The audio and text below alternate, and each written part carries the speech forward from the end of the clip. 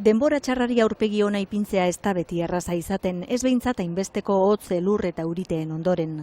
Temperatura jeistean gure animoa ere beherantz doa. Eta, izan daiteke tristeago dagoela jendea eta. Etxean geratzen gara edo norbaiten etxera joaten gara.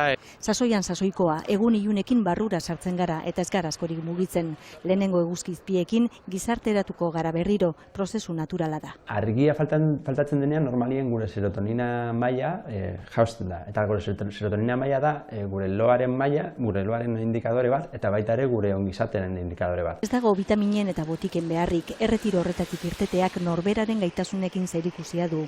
Planak egokitzea besterik ez dago, egun oskarbia zein trumoitsua izan, ondo moldatzen dira gehienak. Niretzat ondo etortzen zaite guralditzarra izateak, askotan ikasten gabil eta horrek laguntzen gaitu pixka psikologikoki ikastea. Baina azkenean eguzkia irtengo daia. Aldi bateko tristurak eta tristura sakonagoak ugaritzen dira udazkenean eta neguan, lan gehiago izaten dute psikologoek. Bere aitzakia edo bere eskusa edo bere argumentua jartzen ditu bajada horretarako. Eta, horretan gertatzen dire gaitz gehiago, depresio gehiago gertatzen dire esamen neguan be, eta, gero eta denbora txarra, orduan eta prebalentzia gero gehiago igoten da.